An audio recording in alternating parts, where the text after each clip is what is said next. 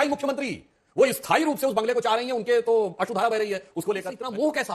गीता का ज्ञान समझिए। इतना मोह नहीं करना चाहिए जो आपको मात्र चंद दिनों के लिए मिला है और उसमें भी आचार संहिता लगी हुई है। जो आज तुम्हारा है कल किसी और का था, आगे किसी और का होगा। तो मुझे लगता है जैसे इनके पंजाब के मुख्यमंत्री ने एक विशेष मनोदशा में, एक विशेष मानसिक अवस्था में संसद का वीडियो बनाया, करेंगे उसका विरोध, पानी फ्री करेंगे उसका विरोध, माताओं बहनों के लिए बस की फ्री यात्रा करेंगे उसका विरोध, बुजुर्गों के लिए तीर्थ यात्रा। बिल्कुल जवाब नहीं दिया कि अरविंद केजरीवाल जी के घर में रहते हुए आप लोगों ने घर क्यों नहीं दिखाया?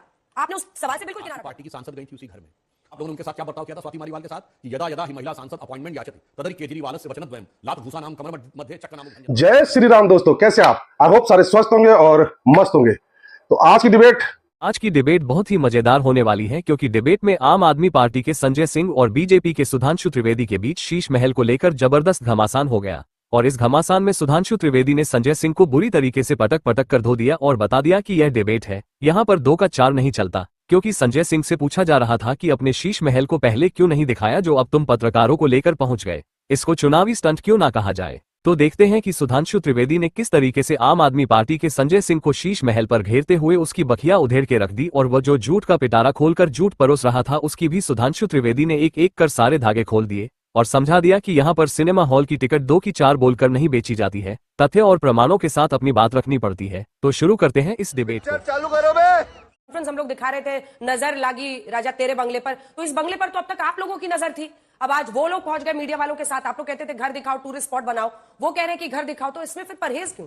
देखिए, जो मैंने पूरी बात कही थी, ये वो पार्टी थी जिसने लिखित में सबसे शपथ पत्र लिया था कि हम बंगला नहीं लेंगे। तो ये वो कहते थे जो कहते थे ना चाहूं बंगला गाड़ी, ना चाहूं हीरा मोती, केवल जन लोकपाल केवल मुझे दे।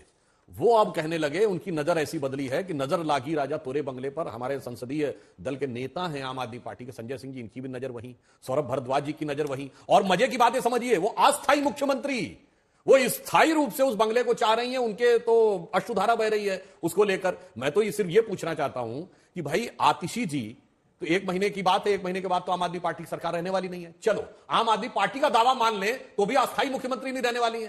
तो ये अस्थायी चीज से इतना मोह कैसा? गीता का ज्ञान समझिए। इतना मोह नहीं करना चाहिए जो आपको मात्र चंद दिनों के लिए मिला है और उसमें भी आपको चुनाव की आचार संहिता लगी हुई है। जो आज तुम्हारा है कल किसी और का था, आगे किसी और का होगा। तो मुझे लगता है ये जो इनके अंदर एक वास्तविकता क्या है कि आज जब इनको अपनी हार दीवार पर लिखी इबारत की तरह साफ दिखने लगी है, तो मुझे लगता है उस घबराहट और बौखलाहट में जो कुछ हो रहा है वो साफ दिखाई पड़ रहा है। अब रही बात इसकी कि जो इन्होंने कहा कि साहब पहले ले जाते, तो कहना चाहता हूं आज आचार संहिता लग चुकी है।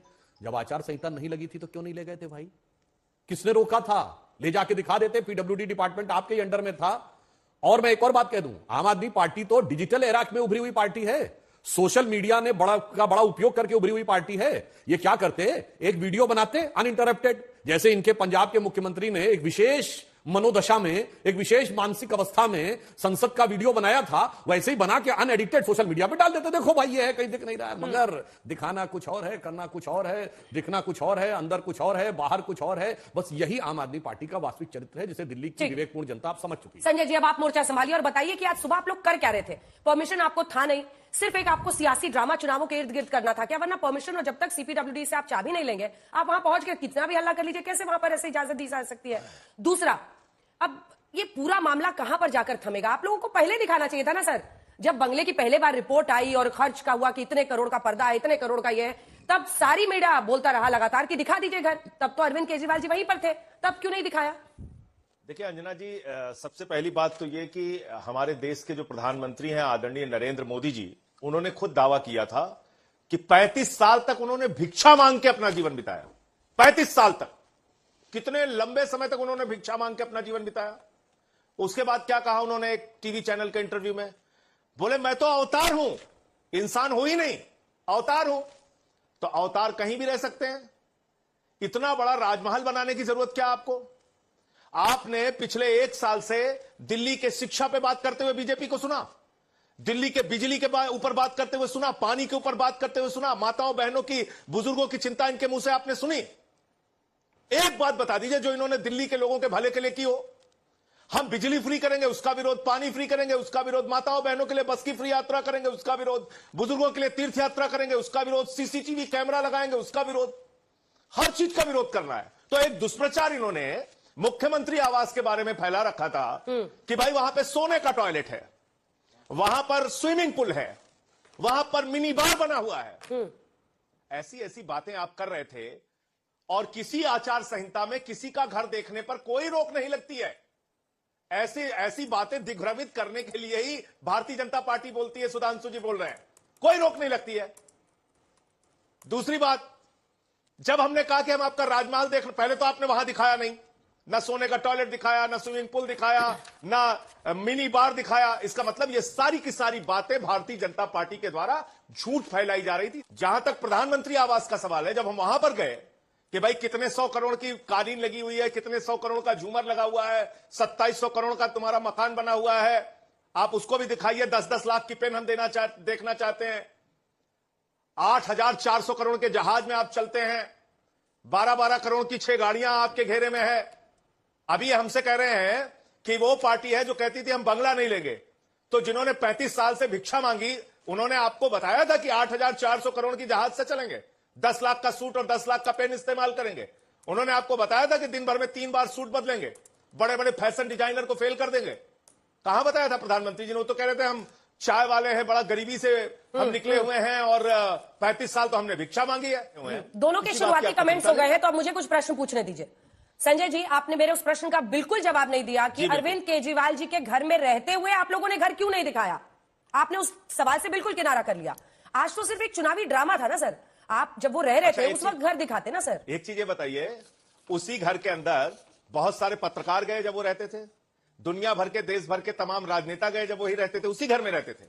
और अपने ही राजनीतिक पार्टी के नहीं, दूसरी राजनीतिक पार्टियों के लोग भी गए, बिहार के मुख्यमंत्री भी गए थे उस घर में। तो हमने कौन सी रोक लगा रखी थी कि भैया इस घर के अंदर आना ही मना है? ठीक है, बहुत सारे लोग जो जनता के बीच में होते थे वो भी आते थे मिलने के लिए। सारे लोग वहां घर पे जाते थे सुधांशु जी, वो कह रहे हैं सारे लोग जाते थे। आप लोग ऐसे कैसे कि आप दुष्प्रचार करेंगे वहां पे? अरे बाकी तो छोड़िए, आपकी पार्टी की सांसद गई थी उसी घर में और उन्होंने सिर्फ अपॉइंटमेंट मांगा था।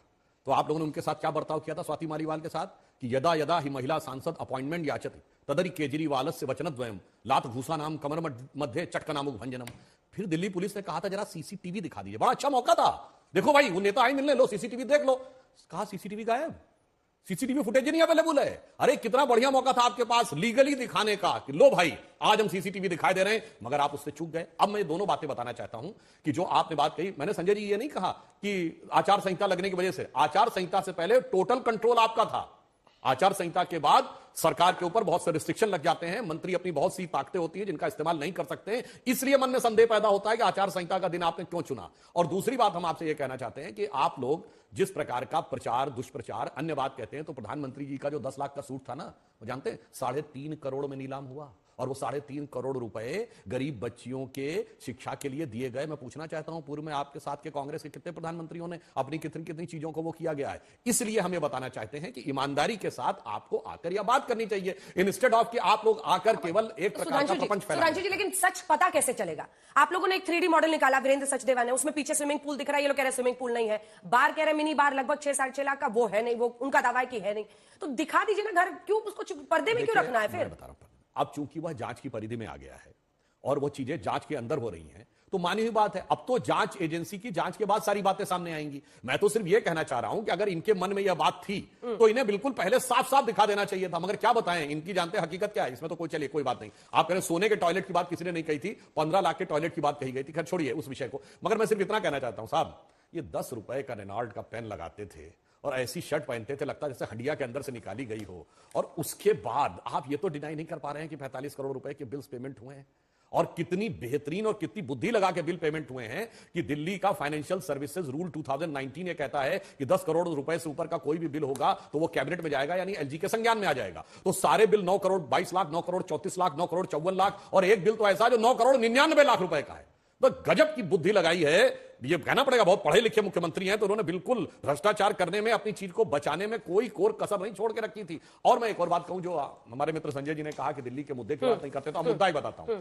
जब आप लोगों की सरकार आई तब दिल्ली सरप्लस का बजट था, 1.54% ऑफ द रेवेन्यू का फायदा था, यानी मुनाफे का बजट था। अब घटते घटते 0.3% मुनाफे पे आ गया है, और यह साल दिल्ली का घाटे का बजट होने जा रहा है। और आपकी सरकार ने नेशनल स्मॉल सेविंग फंड से 10,000 करोड़ रुपए के उधार के लिए आवेदन दिया है। 70,000 करोड़ रुपए के घाटे में दिल्ली जल बोर्ड चला गया है। दिल्ली सरकार जो उत्तर भारत की सबसे समृद्ध सरकार है, जहां पर कि सबसे बेहतर हमेशा से ही स्टैंडर्ड ऑफ लिविंग है, जिसका रेवेन्यू सरप्लस रहता था, वो अब घाटे की तरफ जा रही है। वो करके इन्होंने दिखाया। और पंजाब में जाके देख लीजिए, पंजाब में क्या इन्वेस्टमेंट आ रहा था, पहले कांग्रेस की सरकार थी, और अब कितना आ रहा है। आई होप कि आपको डिबेट पसंद आई होगी। डिबेट पसंद आए तो लाइक कीजिए, शेयर कीजिए, और चैनल पे नहीं तो सब्सक्राइब कीजिए। तो मिलते हैं फिर किसी नई डिबेट के साथ। तब तक जय श्री राम।